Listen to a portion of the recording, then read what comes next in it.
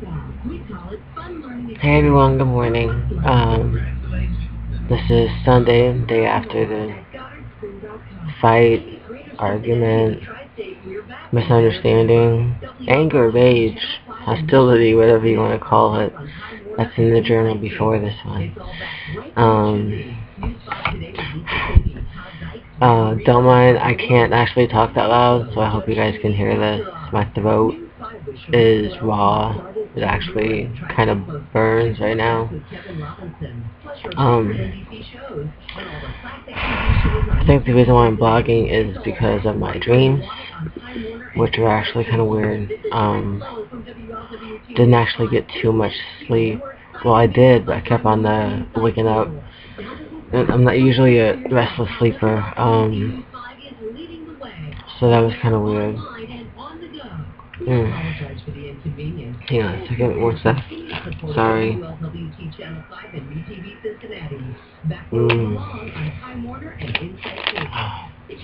And a root beer and a Mountain Dew bottle. Just trying to trick myself into waking up. I tend to have cotton mouth in the morning after my medication. I take my vitamins, Klonopin for anxiety every morning, and metformin, which is not for diabetes yet, or never, ever, please, no. God, please don't give me diabetes. It's actually for PCOS, polycystic ovarian syndrome, which is a uncurable disease. You kind of have it for life. It basically attacks and destroys parts of your bodies inside. I will do more on that on a different session. Not quite ready to get there yet. I need to do more research. But so yeah, if you ever notice, I got dark spots right here on the sides. Don't know if you guys can actually see them or not. That is actually hair growth. It started when I was in my early 20s, like just on the chin, like real big. You can just go get a wax off. So I don't want to dwell on that, but I will actually open up a topic on that soon in a couple of videos. I'm hoping within the next month. I just have to do more research. And I will share my pictures of my surgery. So for those who have a squeamish stomach, you may not want to watch. It actually shows what it looks like inside your body, which is actually very scary and disturbing to find out what it actually does to you inside. But this is a journal about my dreams, so I'm gonna try to stay focused. I'm still kind of groggy from the trazodone. I did take a night to sleep. I did wake up a couple times last night, which is unusual. I'm not a restless sleeper. I usually sleep like a rock, not like a baby, because I did sleep like a baby last night. But yeah, you can tell that I had a rough night. I don't usually have that going on, and I did not do my facial regimen, so my skin's not shiny. It's kind of blah, and I look like hell. I did have a few good dreams and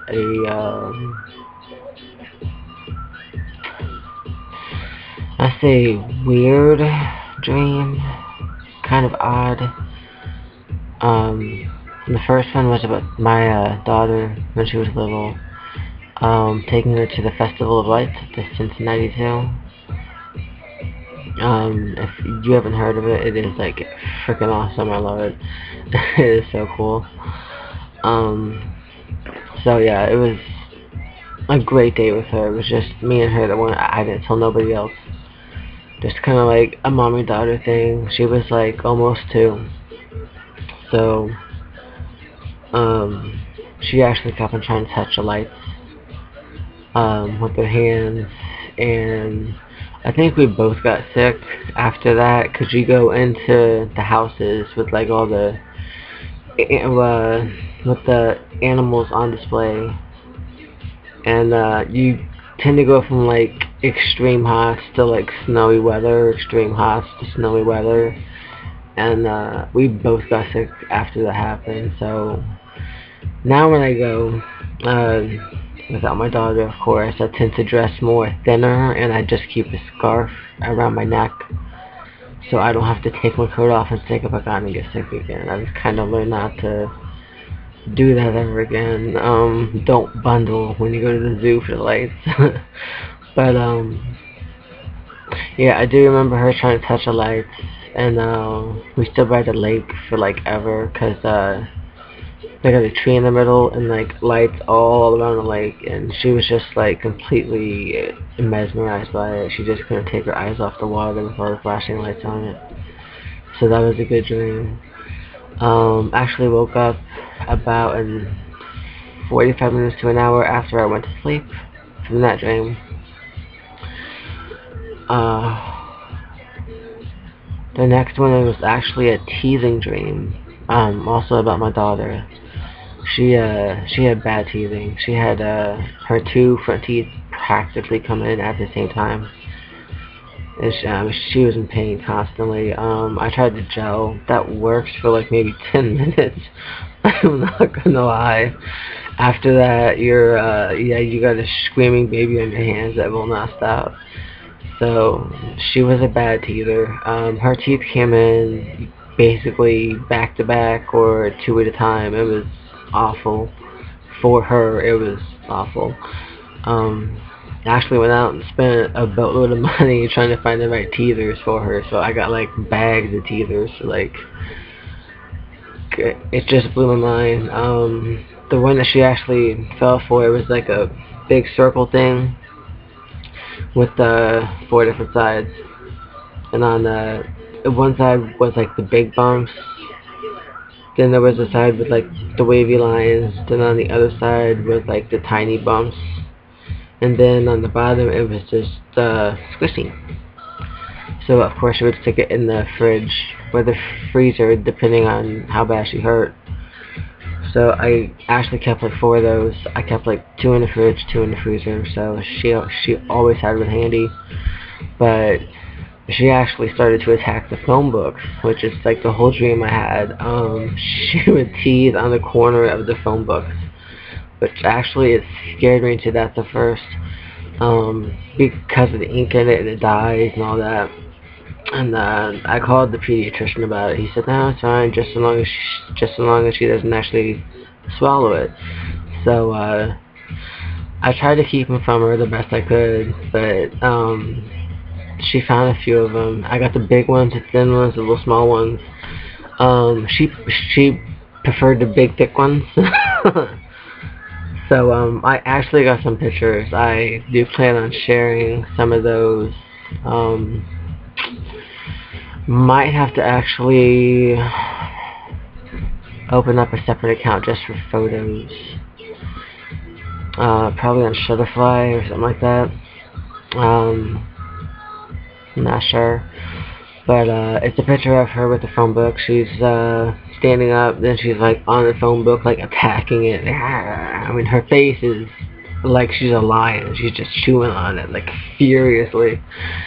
And the following picture is of her on her tush, and she is just like smiling and laughing, and she has these cute little dimples. It was so adorable. So I actually woke up to the sound of hearing laughter, which shocked the heck out of me. Like, oh my god. So I'm like, no, she's not here. That kind of made me sad a little bit. So that kind of sucked. Yeah. But at least I got I have all these good memories of her, like first teeth and first steps and stuff like that. I love it. Yeah, my cat's trying to come in the room. Gray, what are you doing? See, this is Gray. Where is she? Gray, you see your tush? That's my cat. She loves to come in. But, yeah, baby. The odd dream was of me actually. Don't shake them. No, no, no, no, no. It was actually of the Gray. Stop. It was a weird dream for me. It was kind of odd because I'm not the kind of person to do this. Unless it actually, comes. I have done it once, but that was necessary. I didn't have a choice. But in the dream, I looked different. I was a bit thinner, more white, than I am right now. Unbelievable that I can get any paler.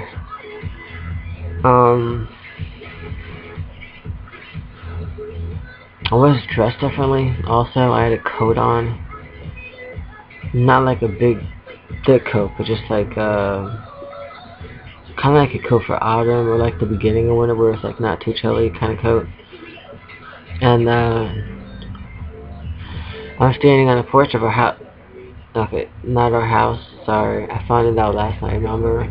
It belongs to my hubby and his nephew and uncles, so it's not my house. So I was standing on the porch of this house, which is actually enclosed with curtains and windows you can actually see in, but you can see out, type thing. And see, wait, oh, there she is. Okay, so yeah, in the dream I was standing on the porch with a duffel bag, which is odd. And I was watching this car that came down the street and turned around.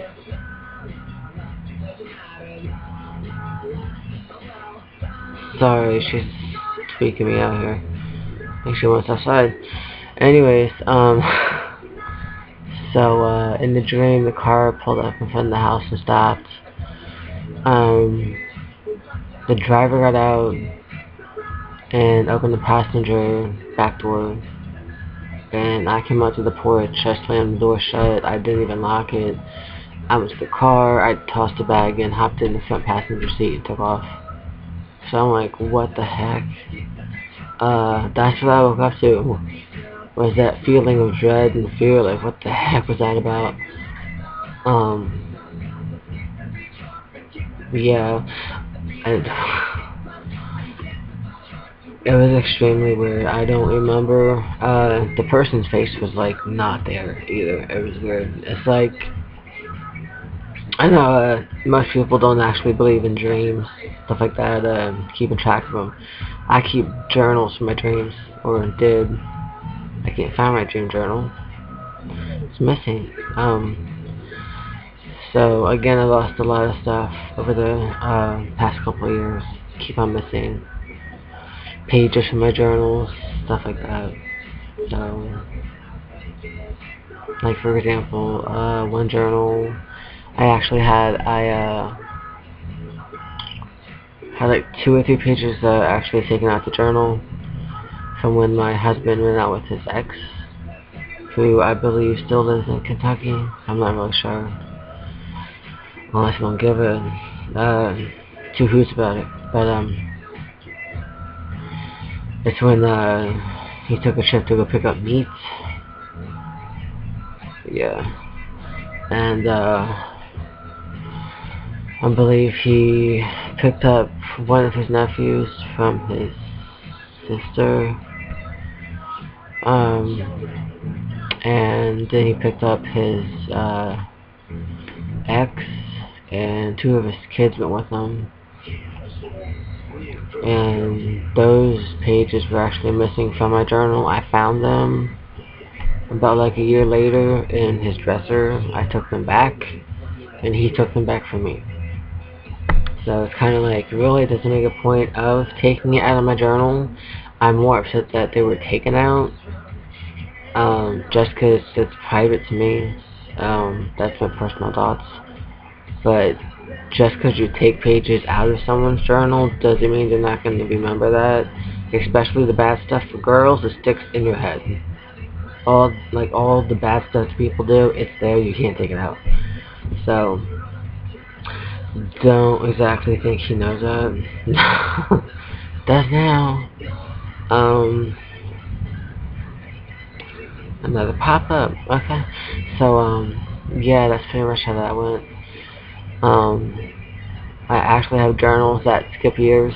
I can't find them.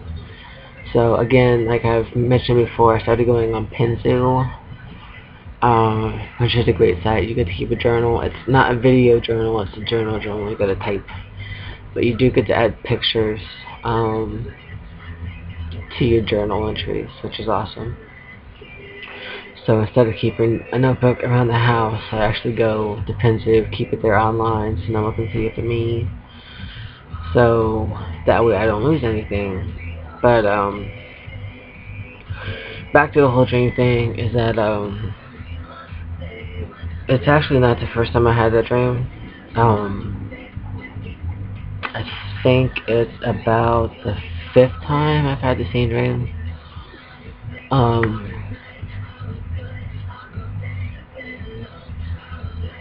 I know that I've actually met people who have the same thing that I do.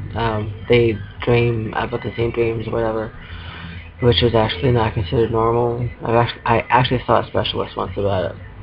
Because I would actually have dreams when I was well, I still do have dreams where like they tend to actually happen in real life type of thing. It's kind of weird. And then I have the dreams that they're the same dream to a T over and over and over again, which is not considered normal. Normally you don't have the same dream over and over. There's like always a slight variance or a complete change or some different factors in your life that actually change the dream. And this one isn't changing, so it's kind of a concern. I guess. It is a little weird. So, again, I guess I'll start doing it on here, along with Penzu. Just keep track of stuff like that. Besides that, not too much has happened since the fight yesterday. Like I kept saying, I need a different word. But, see, there you go. I said, his nephew actually left, last night, I believe. And I don't think he came home. I honestly don't fucking know. I am sorry for cursing if my family sees this. My medication's actually kicking in, not taking a warning. So, I'm getting a little loopy, people. I actually take benzos. I take Klonopin in the morning for anxiety. I take it 3 times a day. I believe I've mentioned that. I take 2 milligrams, which is actually kind of a moderate to high dose. I take it 3 times a day. That's how bad my anxiety is. And if you can hear my radio, I love this song to death. I love Journey. Oh my god. Anyways, don't fall off the bed. Here. There you go. Cat. Sorry, I'm not talking to myself. She's right here. See? Along with all my clothes. Oh, that's embarrassing. Yeah, so, I did actually totally have a meltdown after I got done screaming, saying, "Oh, I finally realized that you work and you pay the bills, and he works and he pays the bills, and I'm like the third wheel." And I just ranted and raved and finally admitted that, you know, I just don't belong here. That's the way it feels. As I said, to me, there's a difference between a house and a home. I've always been in a home. Even with my ex before this one on the East Coast, it felt like a home. It really did. Even though he was a bit of a jerk, I was a bit of a jerk myself too. When I was drinking and doing whatever. So, can't put it all on him, but it felt like a home. Here it just feels like a house, which I was actually trying to make it feel more comfy. I think I have curtains for like all the rooms, and in my head I'm trying to picture the patterns of the walls, which paint to use, what the heck I need to fix everything for the winter before it gets chilly. And It's just weird. It's like we're broke, basically. So I wish somebody would explain that to me, because I don't understand it. I actually lost my social security because my husband's went up. So we're actually making more than we were before. And on top of that, he actually does stuff on the side to make money. And then his nephew supposedly pays him rent to stay here. So we're broke? Seriously? I mean, wow. Which I've talked to a few friends, and guys and girls. See, I got one in England, she's awesome. A couple in Germany, a couple in the States, stuff like that.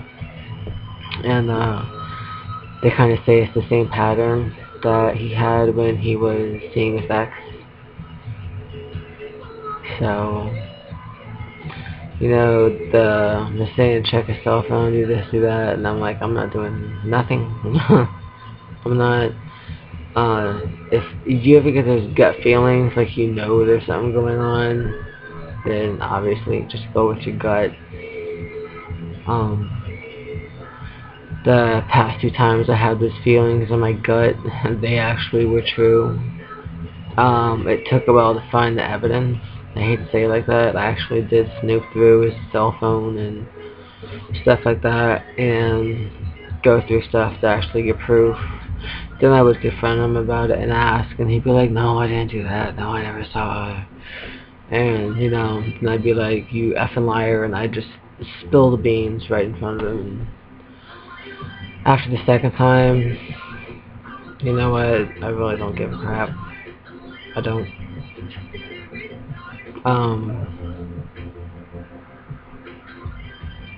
I think that's pretty obvious.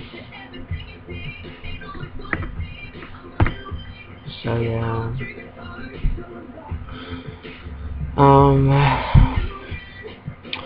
Right now I'm at a crossroads, I guess you could say. I'm kind of lost on what to do. I actually want to get a job, but the whole anxiety thing actually will make that a little bit harder than I had hoped for. But it would obviously have to be a second shift, just so I could have time for the Klonopin to actually kick in before I get there, so I'm not totally freaking out and scaring the people I work with. Again, might probably have to explain it to the manager if I do get a job, and just say, hey, you know, I have this disorder, I can't help it. So if I take a break for like 5 minutes in the bathroom, you know, would that be okay, or would it affect my job? In any way possible, I would like actually have to ask that in advance. And most companies are not actually, they don't actually work with you on points like that. I found out my last job that I had, which was actually a long time ago, I loved it to death, and she actually did work with me on it, so it was kind of great.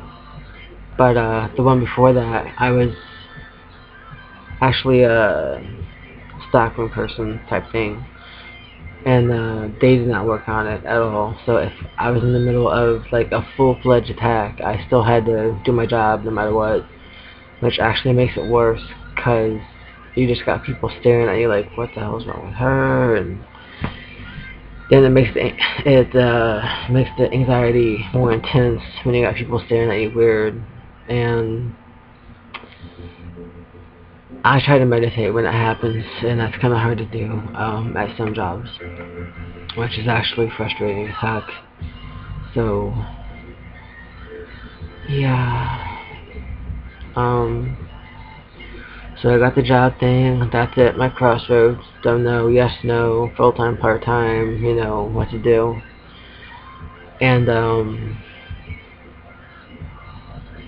I'm still dealing with all this grief, which I think I mentioned I thought it would be easier. I know after my father died, I actually self-medicated. I think that's already mentioned. I turned to drugs and alcohol just to make it go away. So I never actually dealt with what happened with him. If I remember, I actually left the house and just, hopped into a marriage with some kid from high school. Which actually lasted, like, I think 6 months. No surprise there.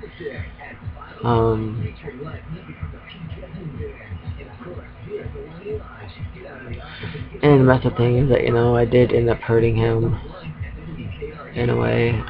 It wasn't what I wanted. And he flipped out, and I flipped out, and my family came picking up the whole shebang. So, and then after that, it just went downhill. So, I've never actually learned how to deal with grief, and I'm like in my 30s now. The first time having to deal with it, I'm like, are you kidding me? I did have a friend die, well, a couple friends, but that's kind of like sad and depressing. It really is. If you have to lose a friend, I think the worst one was I lost a best friend. Actually, it was a guy. It was not a girl. Sorry. I was the godmother of his child, and her mom was actually in jail at the time for something bad, obviously. So I had to take care of the baby for a few days till someone came to pick her up from the state, which was totally that by itself was just heartbreaking. So I think that was the worst one that I actually had to get over. This one is the worst one that I'm still trying to get through. I don't know how to grieve. I know I've done searches on the computer and stuff like that. Hang on one second.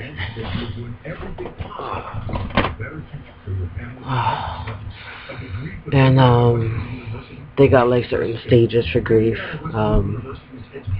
I think this one site I found said that there were like 7. I did read it. It sounded kind of intriguing. Most of them did actually fit me. I'm sorry for the lack of eye contact again, everybody. But the guy that actually wrote this, it was a free ebook, which is actually kind of retarded because I enjoy books. But yes, I like my trees in my hands. So I read it, and he said that, like, basically grief follows these certain steps. So, like, I'm sitting here confused, because I got, like, most of them, but not in the order that he says. So it's like, what the heck's going on? Because I hop all over the place with the grief process. And I have talked to my therapist about that, and she said that you don't follow a step-by-step process. No one does. So I was actually happy to hear that. She says that you do tend to hop around. And considering that it was my child that is gone, that basically there would be more hostility, more anger. I will have extreme lows than what's considered normal, considering that I already have depression and stuff like that. So, yeah, I have noticed that. It's still kind of hard to actually, it's hard to go outside and it's hard to stay inside. And I'm so glad I'm saying this before I get totally whacked out on calling a friend today, because it makes me so sleepy. But I think I have mentioned that to stay in the house kind of sucks, which I do a lot for the past couple weeks. I just see her everywhere. I see her in the kitchen, sneaking in the fridge or helping with dinner.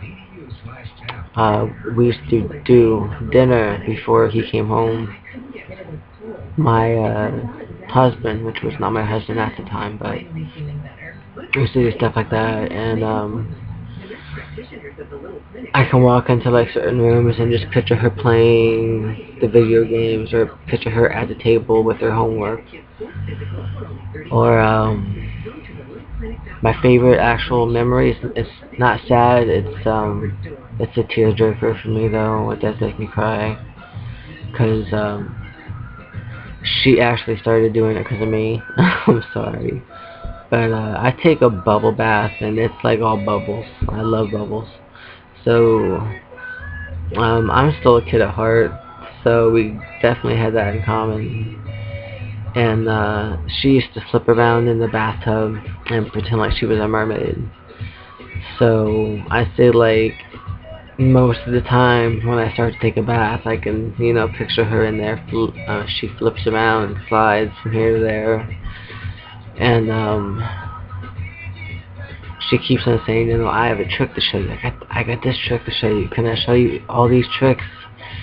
And it's now that you realize, I kind of wish you would have paid attention more to that. All those times that she just wanted to show one more trick, you kind of wish she would have watched it, instead of saying, oh, I'm busy, I can't do it right now, I have dishes to do, or I have to finish the laundry, that kind of stuff. So I am not crying, I got something in my eye. So those are some of the good ones. Going outside the house is also terrible sometimes. I still live in the same neighborhood, so the neighbors know, you know, she's not here no more, stuff like that. And they're not nice neighbors. They're very mean. I've been called a couple names, talked about. I believe they have called me a whore and a slut. Which, you know, to myself, I'm thinking, kind of hard to do when I don't leave the house. But I believe that they're actually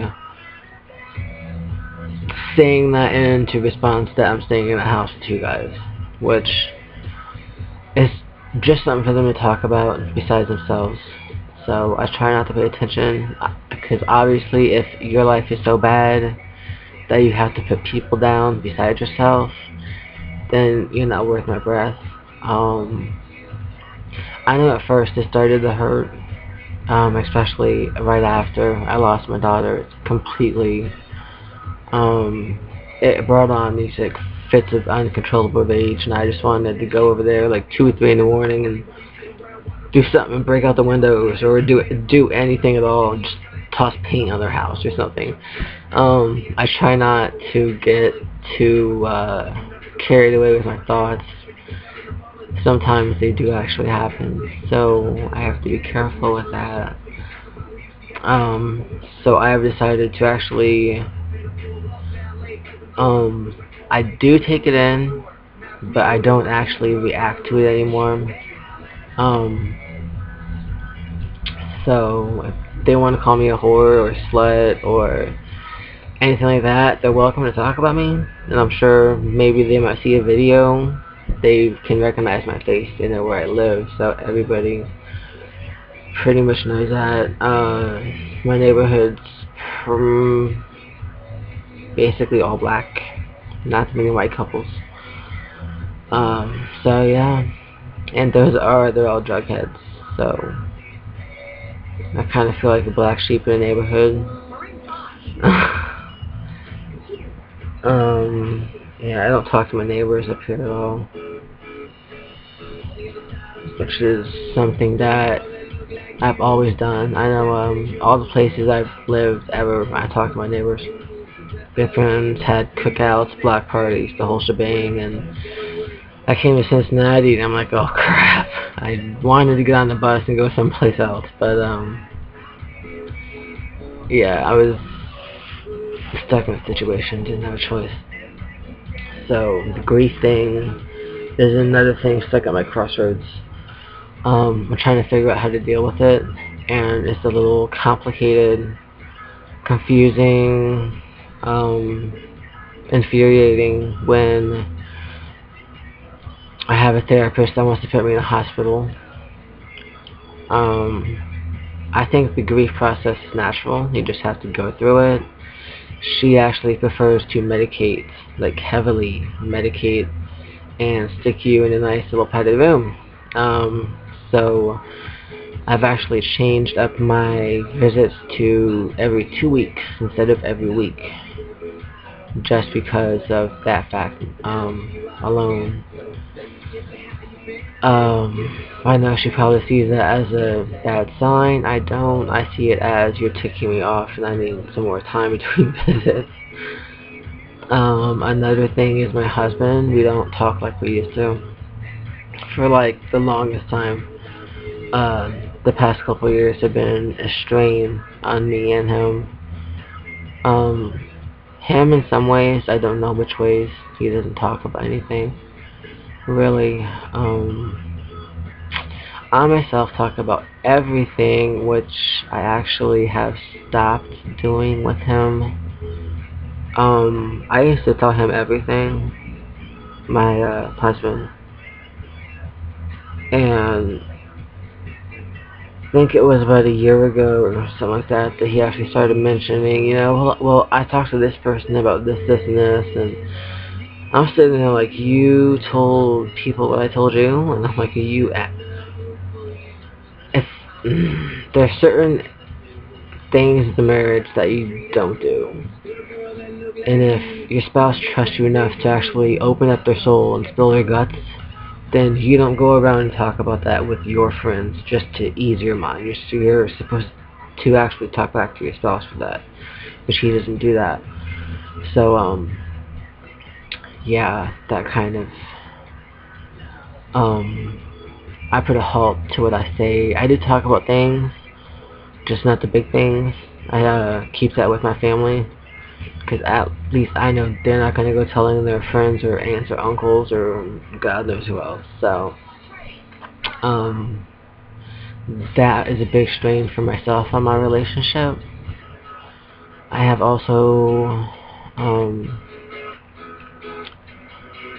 probably don't want to hear this part. If you don't, just kind of like skip through for like maybe the next 5 or 6 minutes. But,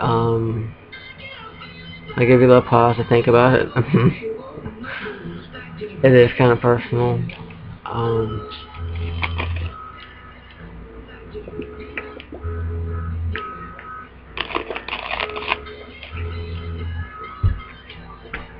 Okay. Sex has become a, I don't know the word for it. It's like, it's not completely comfortable. I'm not exactly there.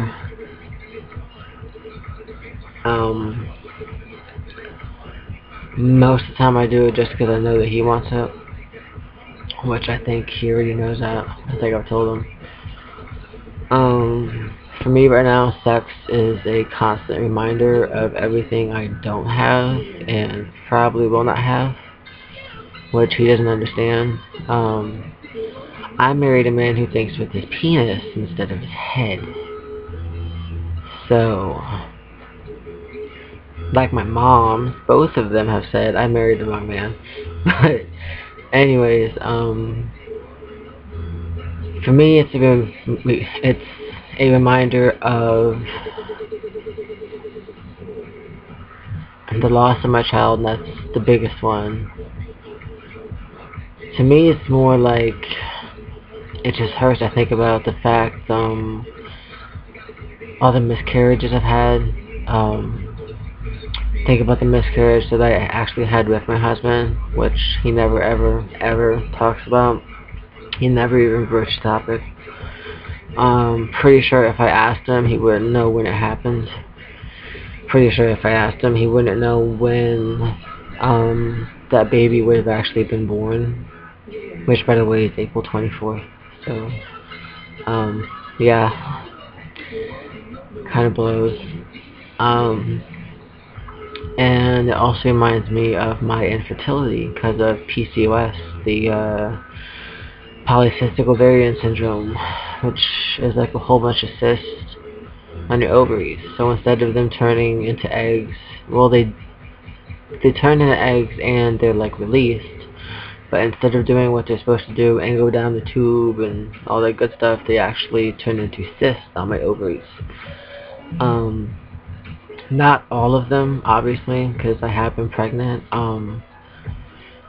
All of them actually did not go to full term. I think the worst one was a miscarriage. I was like almost on my second trimester.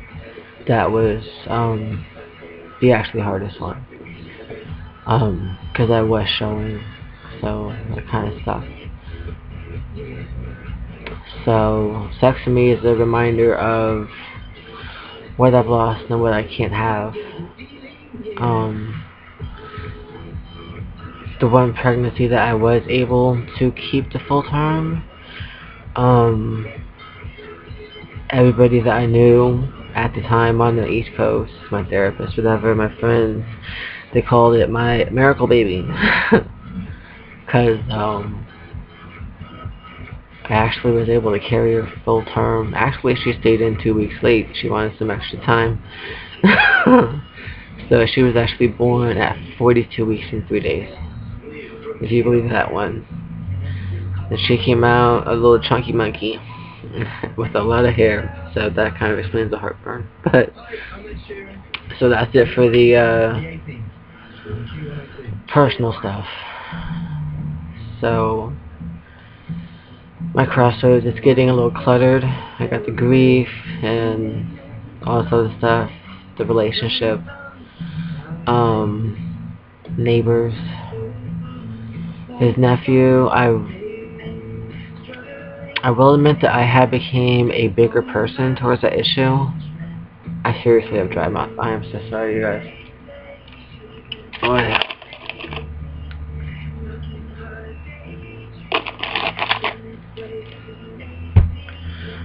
I know when he first moved in, I was like, okay, so it's just going to be for a little bit. He was supposed to actually move in with a friend. I was told from my hubby, when he came out of rehab, when his friend came out of rehab, he was supposed to actually find a place for him. And, I think I've mentioned that he moved in like October, November. So I'm starting to figure out that I think my husband was full of shit. And there was a totally different agenda. It's just that he likes to bend the truth and lie. Just to, he likes to keep his secrets. And, anyways, his nephew was very annoying at first. I mean, he would rag on fat people or different races. Or, I mean, he picks on a lot of stuff. It's just, I don't understand why. And he loves saying the N-word. I will not say it anywhere. I don't want to say it here. I know that is awful.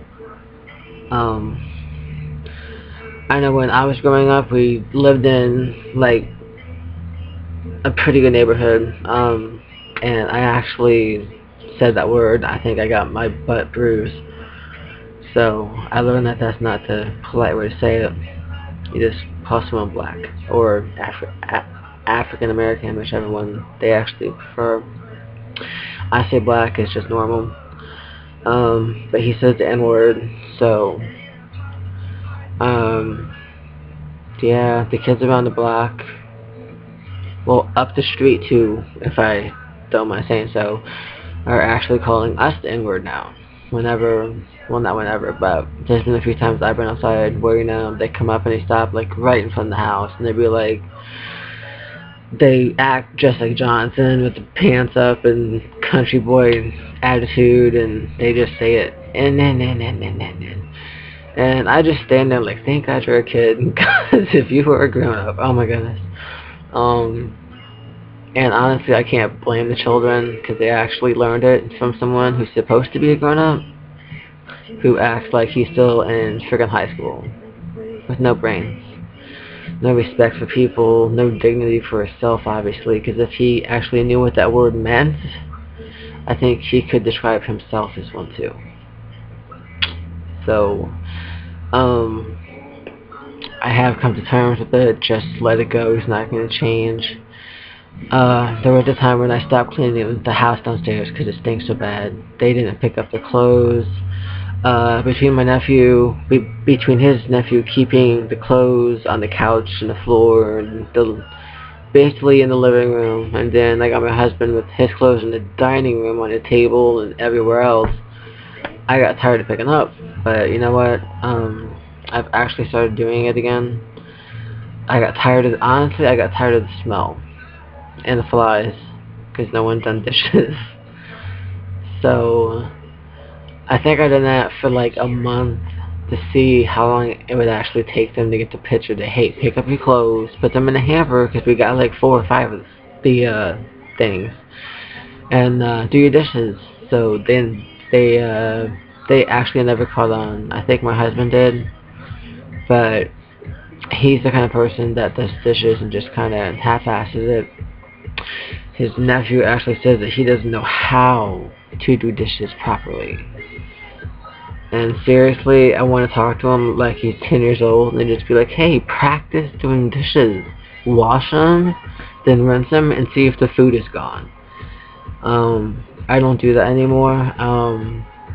I just kind of let it go. Which is another thing with my crossroads right now, is that I'm giving up. Like, he put on his boots when I came downstairs after the fight. I actually apologized to both of them. I never do that. I think, Mom, if you're watching this, or my sister,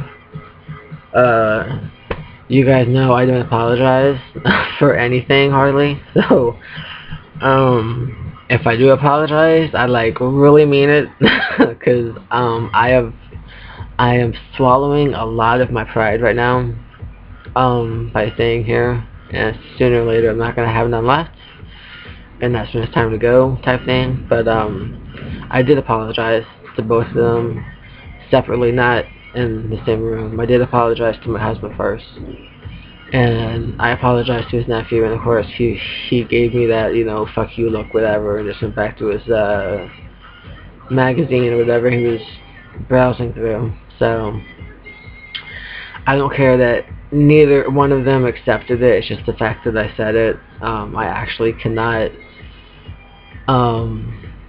do that. I have a conscience, people. He will learn that. I wear my heart on my sleeve a lot, which tends to get me hurt and stepped on and used. Kind of sucks. And this will be a long one, because I just have to let this out. But I have learned to let it go. I have realized that, you know, he's not my family, so I really shouldn't give a rat's ass, not to sound rude. But it was kind of funny though. I came downstairs and he put on his shoes, then he stretched out on the couch and put his dirty shoes, you know, on the couch, and I kind of stared at it for a second and like, seriously? Are you 10 or 7? I mean, I wanted to say something just because I was still in that mood, but I actually bit my tongue, and I'm like, you know what, don't do it, because he's 21, he wants to act 16, 15, it's fine with me. I swear to God, he still does. It's weird.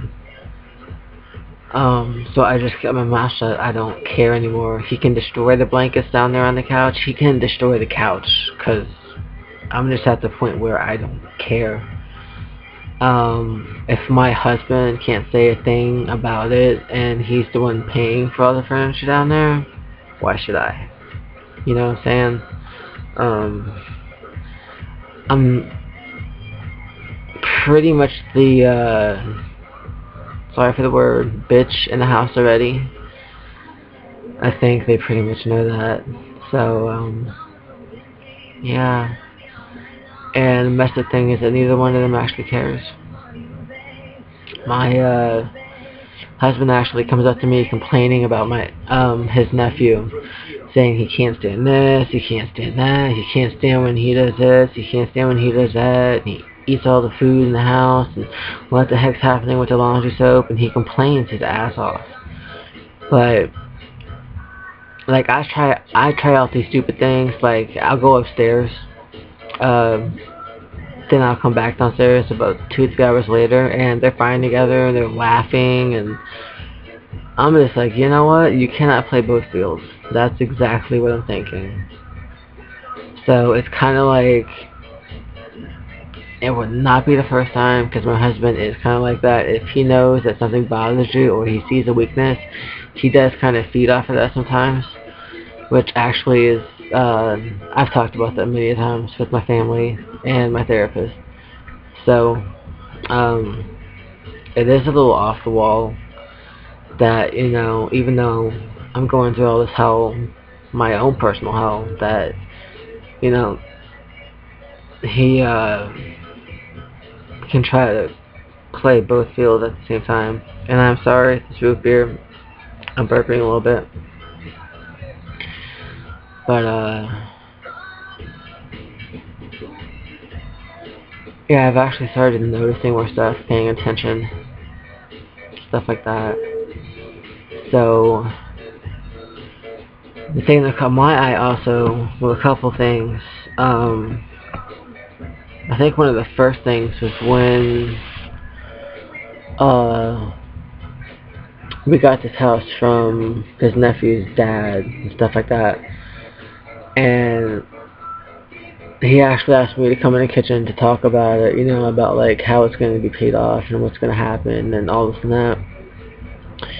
And he mentioned that he wasn't going to pay the $150 a month that he's been paying. And the whole time I was staying with him, he said he was paying like $350, or sometimes he said higher than that, saying that he needed help with money. So when I heard that, I kind of put 2 and 2 together, figured that out, and I kind of kept it into myself. I didn't let it out. I did tell my family, so yeah. And again, there's just stuff that goes on. He goes places everywhere with his nephew or with his friends or his brothers, whatever you want to call them, and he never tells me a thing. Like, it just pops out like a week or 2 later, like by accident.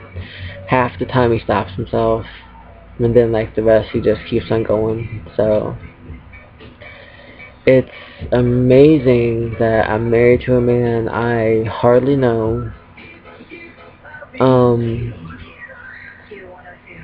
who can actually lie about financial issues just to get money off of somebody.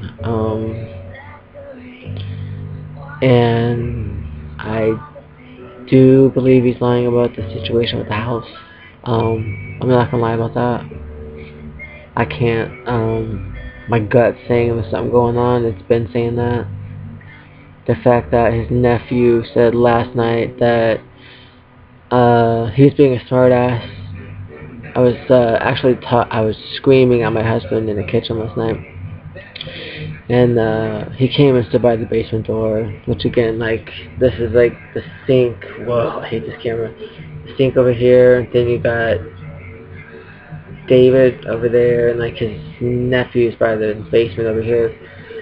And I didn't even know he was standing there till I saw my husband. He like kept on peeking over there. And I know that he said a few things. I think, you know, rage, you don't exactly remember what happened. And I do call that rage, because I wanted to hit somebody. Seriously, just pound on someone somewhere. But I didn't. I was a good girl, so I'm proud. Yeah. But he did say he apologized to my husband, that he was sorry for something along the line of like maintaining his and his uncle's property.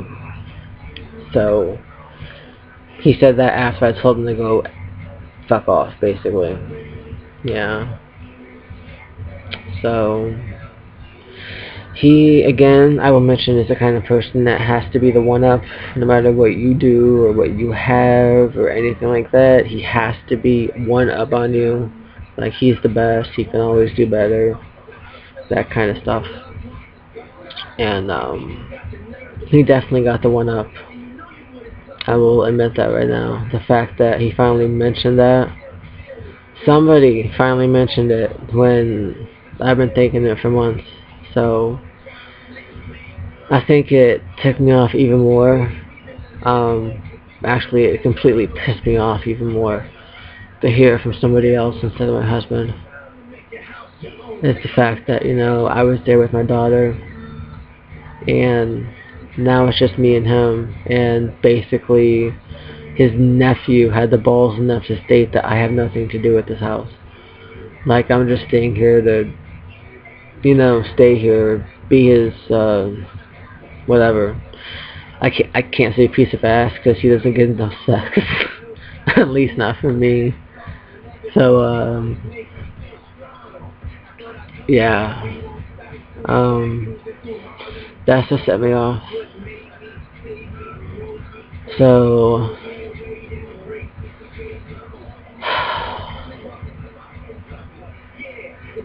at least someone has the balls to say something, right? Not the person I expected.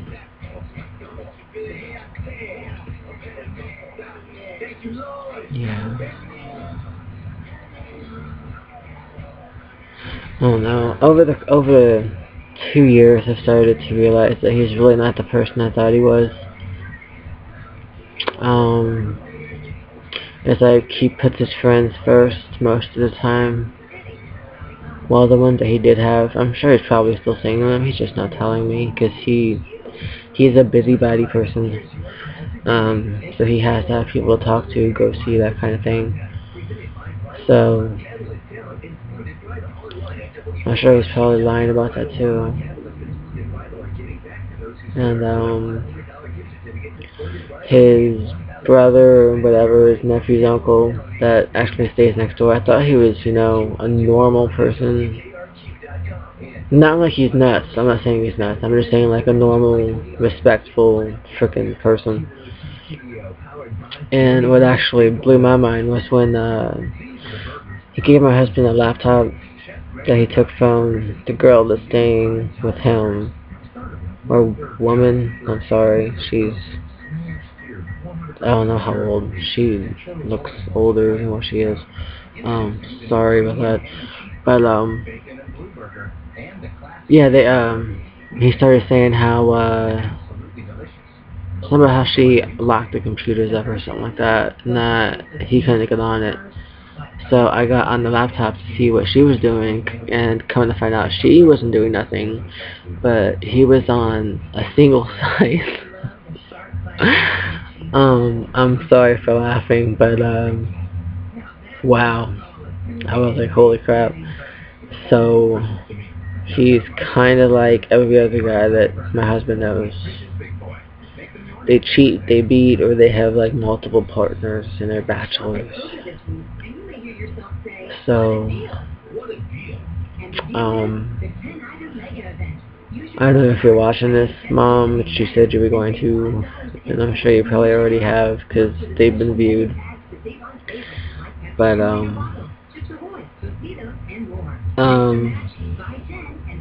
it's not the kind of thing that I've ever actually been around. Never lived in a black neighborhood, black city, nothing like that.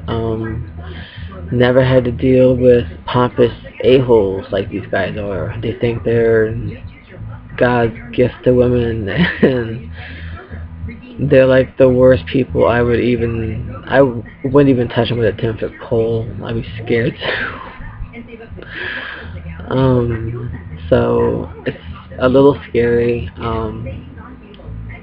But again, you know, like deep down in your heart, you're like, no, he can't be that way. It's just his friends and everything else. But then I think back to a couple guys that I've dated. I think like